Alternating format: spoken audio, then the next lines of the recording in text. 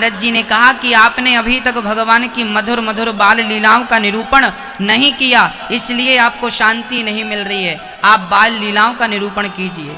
तब भागवत की रचना वेद व्यास ने की नारद जी के कहने पर। नारद जी बोले, पिछले जन्म में हम दासी पुत्र थे, हमारी माँ घर घर बर्तन धुलती थी, पर मैंने संतों की संगति की, जिसके प्रभाव से आज मैं ब्रह्मा का बेटा हूँ और मुझे लोग नारद कहकर पुकारते हैं। आज भगवान के किसी भी धाम में मैं कभी भी जा सकता हूँ, कोई पाबंदी नहीं है, और दिन भर भगवान का, मैंने पिछले जन्म में भगवान का भजन किया, सो इस जन्म में मुझे ये आनंद प्राप्त हुआ। भक्तों, इस प्रकार नारद जी ने अपनी निश्चित रूप से पूर्व जन्म की चर्चा सुनाई, व्यास जी ने भागवत की रचना की। अच्छा, भागवत शुरू कहाँ से हुई? महाभारत के युद्ध से। आइए चलते हैं अब हम महाभारत की कथा की ओर। भक्तों, महाभारत का जो युद्ध था ना, ये दो पक्षों में हुआ था, कौरव और पांडव। पांडव थे 5, कौरव थे 100। 100 जो थे ना, उन ज्यादा पावरफुल थे। पांडवों के पास ना कोई नहीं था विशेष रूप से। भैया जी, पांडवों के पास ना शक्ति ज्यादा नहीं थी, और अर्जुन को यदि अहंकार था ना कि मेरे पास गांडीव है, तो अर्जुन के गांडीव में ऐसे बाण नहीं थे, उनके तरकस में ऐसे बाण नहीं थे जो दानवीर कर्ण को मार सकें। अर्जुन के गांडीव में इतनी ताकत नहीं थी कि वो गुरु द्रोणाचार्य को मार सकें। अर्जुन के गांडीव में इतनी ताकत नहीं थी कि वो पितामह भीष्म की छाती को छलनी कर सकें। इतनी ताकत अर्जुन में नहीं थी, परंतु अर्जुन की ताकत कौन बने? अर्जुन का बल कौन बना? निर्बल केवल राम सुनेरी मैंने, निर्बल केवल राम। भक्तों, जैसे अर्जुन ने अपनी गाड़ी की डोर अर्जुन ने कृष्ण को पकड़ा दी, हम कहते हैं जीत उनकी ही होगी जिनकी गाड़ी स्वयं कृष्ण चला रहे हो, जिनकी गाड़ी स्वयं भगवान चला रहे हैं। इसलिए आप सभी जनों से मेरी प्रार्थना है कि आप भी अपनी गाड़ी गोविंद के हाथों में दे दीजिए। हाँ, आप परेशान होते हैं, कई लोग ना बड़े परेशान रहते हैं, बड़ी टेंशन रहती है, काम नहीं हो रहा, काम नहीं हो रहा, ये नहीं हो रहा, वो नहीं हो रहा। क्यों टेंशन पाल रहे हो भाई? ये सिस्टम से चलेगा, जो होना है वो होके रहेगा, जो नहीं होना वो कभी नहीं होगा। अर्जुन ने महाभारत में अपने जीवन की गाड़ी श्री कृष्ण को दे दी। प्रभु, चाहे तो पार लगा दो, चाहे तो डुबा दो, मर्जी आपकी। आपको अर्जुन बनना पड़ेगा, और अर्जुन बनना सार्थक तब होगा जब आपका सारथी श्री कृष्ण बन जाए। और देखिए भगवान का स्वभाव कैसा है। अच्छा, आप लोग भगवान को कितना जानते हैं मुझे नहीं पता, पर आज से आप लोग बहुत बढ़िया जानने लगेंगे भगवान कैसे हैं। अच्छा, जयपुर के जो सबसे बड़े आदमी हों उनसे आप कहना कि साहब हमारा ड्राइवर जरा छुट्टी पे है, 2-4 दिन आप हमारी गाड़ी ड्राइव कर दो। जयपुर के सबसे अमीर आदमी से बोलना कि हमारा ड्राइवर छुट्टी पे है, हमारी गाड़ी 2-4 दिन आप ड्राइव कर दीजिए, चलाइए, हमारे ड्राइवर बन जाइए आप। तो क्या वो साहब तैयार होंगे आपकी गाड़ी चला? नहीं साहब, हमारे 10-10 ड्राइवर लगे, हम तुम्हारी गाड़ी चलाएंगे, हमें जानते नहीं हम कौन है, पागल हो, दिमाग खराब हो गया तुम्हारा, ऐसा जवाब आएगा। पर धन्य है भक्तों भगवान के परम भक्त, धन्य है वो कृष्ण और धन्य थे वो अर्जुन। सोचिए कि जयपुर के सबसे अमीर आदमी से कहा जाए कि तुम हमारी गाड़ी चलाओ, कभी नहीं चलाएगा, पर अखिल ब्रह्मांड नायक, अखिल परमात्मा, जो परमात्मा सृष्टि को अपने इशारों पे नचाता है, जिसके रोम रोम में अनेक ब्रह्मांड लटक रहे हों, ब्रह्मांड निकाया निर्मित माया रोम रोम प्रतिवेद कहें, जिसके रोम रोम में हजारों ब्रह्मांड लटक रहे हों, वो अखिल ब्रह्मांड नायक आज अर्जुन की गाड़ी चला रहा है कि नहीं? अर्जुन का ड्राइवर बन गया कि नहीं? आप किसी करोड़पति से कहिए मेरा ड्राइवर बन जाओ, कभी नहीं बनेगा, पर जगत का पालनहार आपका ड्राइवर बनने को तैयार है। विडंबना तो ये है कि हम उसे अपना बनाना ही नहीं चाहते, हम उसे अपना नहीं बनाते, जो हमारा बनने को तैयार है। अर्जुन की गाड़ी भगवान, केवल गाड़ी नहीं, मेरी माँ शांति दूत बनकर जाना पड़ा तो भगवान शांति दूत बनकर गए कि नहीं? गए। भक्तों, वो भक्तों की चाकरी भी करता है। सारा काम भगवान स्वयं करते हैं अपने भक्तों का। अर्जुन की गाड़ी भगवान ने चलाई, अर्जुन को विजय प्राप्त करा दी। महाभारत में 99 कौरव मारे जा चुके थे। 99 कौरव मारे जा चुके थे। एक बचा था, एक बचा था, नाम था दुर्योधन। पर दुर्योधन की जांघ भी भीम भैया ने गदा के प्रहार से तोड़ दी। अर्जुन, अब दुर्योधन मरा, मरने को तड़प रहा था कि मृत्यु आ जाती तो मैं मर जाता। मृत्यु तो नहीं आई, मृत्यु तो नहीं आई। अश्वत्थामा आ गया। अश्वत्थामा ने कहा, दुर्योधन मैं क्या मदद करूं, आपकी क्या सेवा करूं? दुर्योधन ने कहा कि मेरी आखिरी इच्छा है कि मैं पांडवों को मरा हुआ देखूं, क्या तुम उन्हें मार सकते हो? सब कुछ आपको करना है। अच्छा, आप थोड़ा सा ये हमें बता दीजिए कि भगवान पक्षपाती हैं या नहीं? आपको क्या लगता है, हमारे कन्हैया पक्षपाती हैं, हमारे भगवान पक्षपाती हैं या नहीं? बस ये बताइए। ईश्वर पक्षपाती है या नहीं, आप बताइए। मैया जी, ओ मैया बताओ, हाँ या ना? आप बताइए दादाजी। नहीं, आप कह रहे हैं भगवान पक्षपाती नहीं है, इसका मतलब आप हमारे भगवान को ठीक ठीक से जानते नहीं। आज हम आपको बताएंगे, हमारे कन्हैया जितना पक्षपाती कोई है ही नहीं। जैसे मां हमेशा अपने बच्चों का पक्ष लेती है, ऐसे भगवान सदा अपने भक्तों का पक्ष लेता है। वो जितना बड़ा पक्षपाती है कोई है ही नहीं। उसके पक्षपाती होने का मैं सबूत देता हूं आपको, उसके बाद फिर हम आपसे बात करेंगे। जब अर्जुन ने प्रतिज्ञा कर ली कि कल के युद्ध में मैं जयद्रथ को मार डालूंगा, उसके बाद क्या हुआ? दूसरे दिन का युद्ध हुआ, कौरवों ने जयद्रथ को अर्जुन के सामने आने ही नहीं दिया, आने ही नहीं दिया।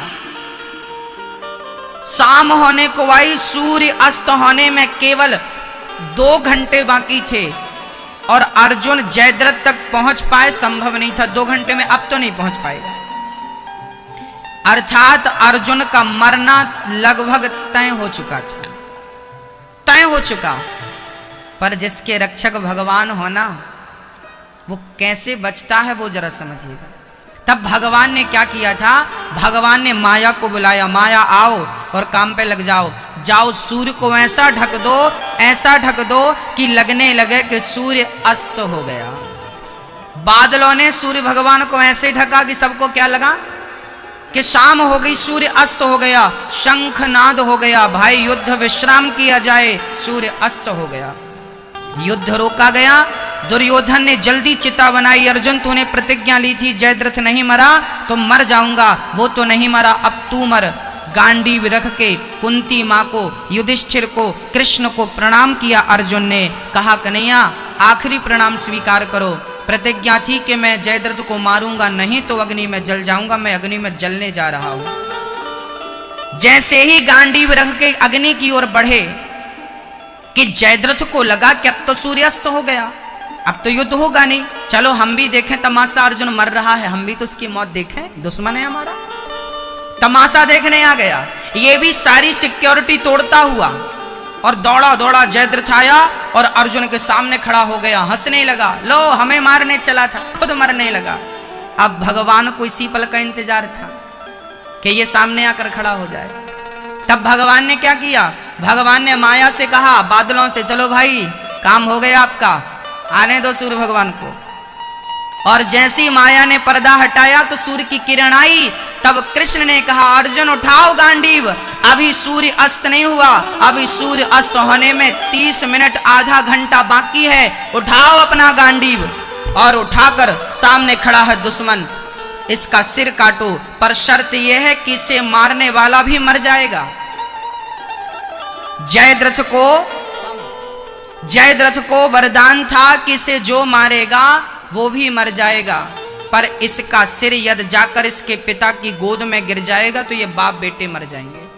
अब अर्जुन ने गांडीव उठाया, बाण चलाया, और अर्जुन के बाण में इतनी ताकत नहीं थी कि उसका सिर ले जाकर उसके पिता की जो हजारों किलोमीटर दूर बैठा था वहां गिर सके। तब भगवान ने इनडायरेक्ट अपना सुदर्शन नियुक्त किया और अर्जुन ने बाण चलाया, सिर कटा, और भगवान के सुदर्शन ने ले जाके वो सिर ले जाकर उसके पिता की गोद में डाला तो जयद्रथ के पिता और जयद्रथ मारा गया। भगवान ने भक्त की रक्षा कर ली। बोलिए भक्त वत्सल भगवान की। वो भगवान है जो दिन को रात भी कर सकता है। किसके लिए? ये महाभारत की कथा है। वो मूल्य कोई नहीं दे सकता। प्रेम का उचित मूल्य कन्हैया देते हैं। मीराबाई ने प्रेम किया था गिरधर गोपाल से, मूल्य क्या दिया? आज कहीं मीराबाई की समाधि नहीं है। आखिरी समय जब राणा ने बहुत परेशान किया तो मीराबाई छोड़कर चली गई थी, द्वारिका चली गई, और वहां द्वारिकाधीश के सामने वो कीर्तन थी, खरताल लेकर मंदिर के सामने बस नाचती रहती, गाती रहती, हरे कृष्ण कृष्ण मेरे तो गिरधर गोपाल, मेरे तो गिरधर गोपाल, मेरे तो गिरधर, हे गिरधर गोपाल, हे गिरधर गोपाल, गाती रहती, गाती। यहां से संदेशा पहुंचाया गया। राणा के जाने के बाद कोई दूसरा बढ़िया सा राजा आया, उसको पता चला कि हमारे यहाँ की एक भक्तिमती मीराबाई, उस पर बड़ा अत्याचार राणा ने किया है। तो ब्राह्मणों से कहा जाओ मीरा को वापस लाओ। मीरा को वापस लाने के लिए पहुंचाया तो मीरा को खबर मिली कि मुझे वापस बुलाया जा रहा है। तो द्वारिकाधीश के सामने रोने लगी, द्वारिकाधीश तेरे दर पे आने के बाद, तुझे पाने के बाद क्या कोई फिर से वापस जाता है? मुझे स्वीकार कर लो। और वहां जब प्रेम की प्रबल पराकाष्ठा हुई, इतना प्रेम मीरा के हृदय में कि द्वारिकाधीश का मुंह खुला और देखते ही देखते लाखों के भक्तों के बीच में मीरा भगवान के मुंह में समा गई थी। ऐसी मीराबाई आज कहीं समाधि नहीं है मीरा की, द्वारिकाधीश के मुख में समा गई थी। यदि प्रेम भगवान से करोगे तो उसका मूल्य ये है, ऐसा मूल्य चुकाया जाता है। सुदामा ने प्रेम किया कन्हैया से तो क्या मिला उसे? सुदामा जी आए तो क्या किया भगवान ने? देखे सुदामा की दीन दशा, करुणा करके करुणा निधि रोए, पानी परात को हाथ छुओ नहीं, नैनन के जल से पग धोए।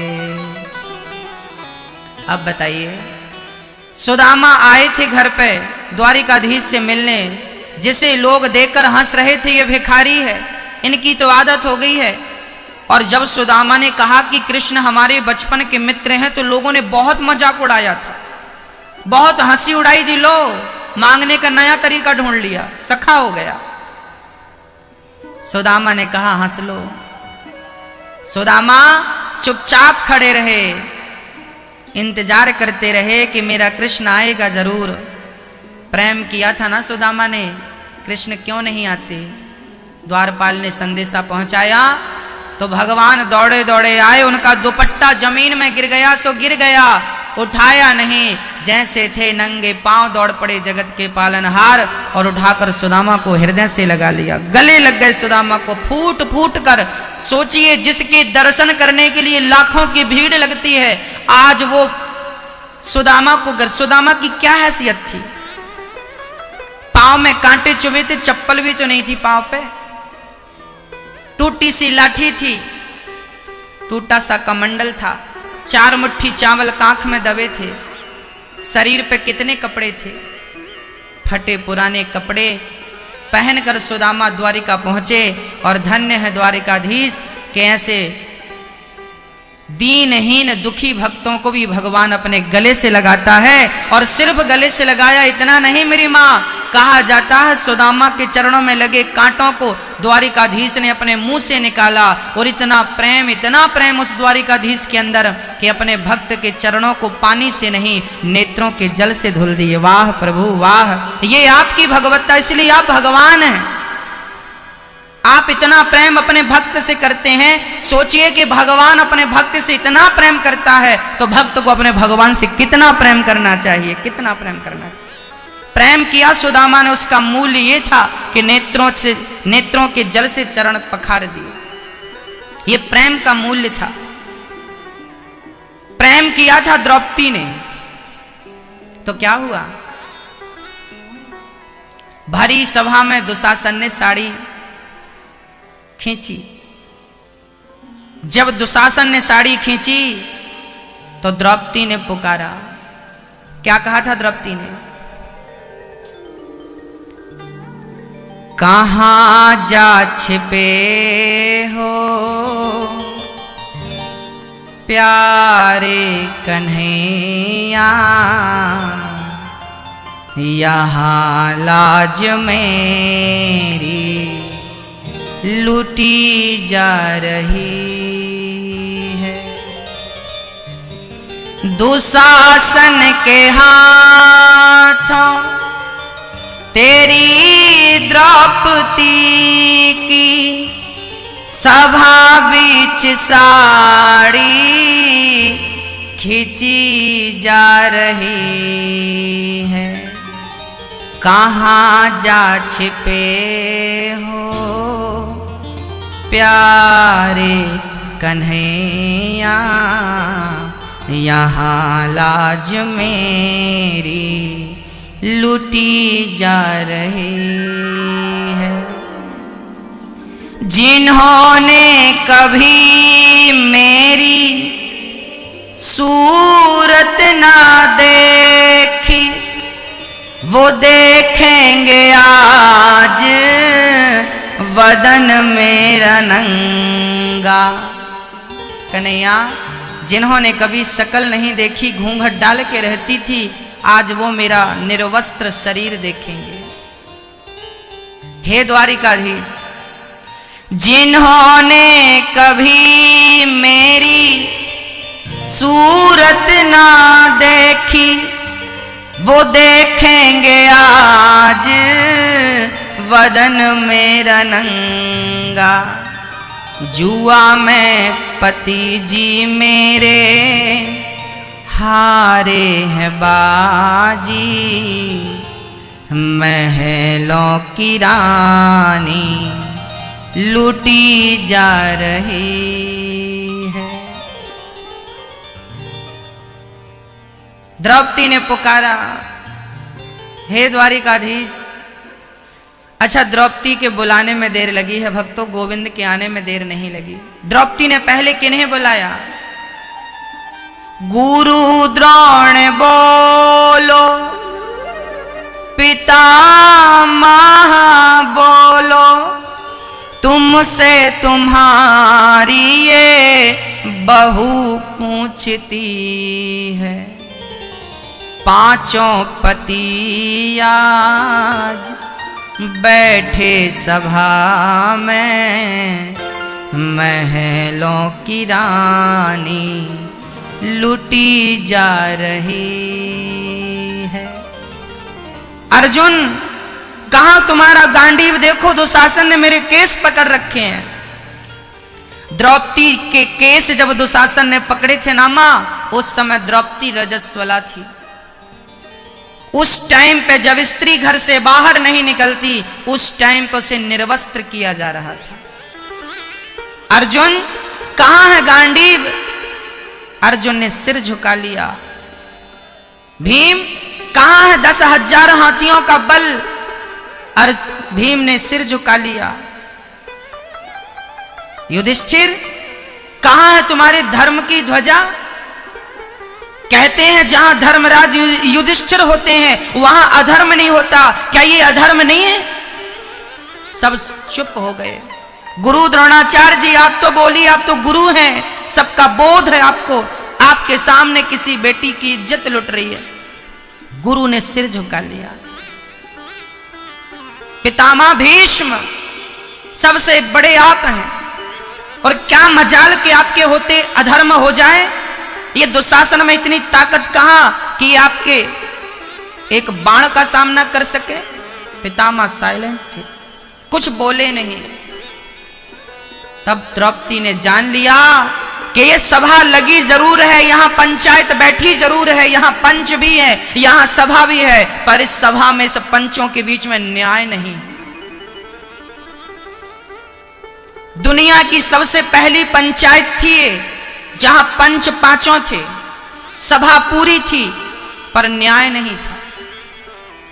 जब द्रौपदी को लगा कि अब मेरे पांचों पति मेरी रक्षा नहीं कर सकते, गुरु द्रोणाचार्य पितामह भीष्म मेरी रक्षा नहीं कर सकते, अपमान हो रहा था, दानवीर कर्ण बोल रहा था द्रौपदी रोती क्यों है, अरे तेरे तो 5 पति हैं, जैसे 5 वैसा छठवा मुझे भी अपना बना ले। दुर्योधन बोला, ऐ द्रौपदी तू इतनी सुंदर है, जंगल में क्या करेगी, आ मेरी जंघा पर बैठ जा। भरी सभा में अपमान सहती गई, वस्त्र खींचे जाने लगे, निर्वस्त्र। कहा दुर्योधन ने, दुशासन उतार दो सारे वस्त्र। और जब द्रौपदी ने सुना कि मेरे वस्त्र उतारना चाह रहे हैं, तब दोनों हाथ उठाकर कह दिया,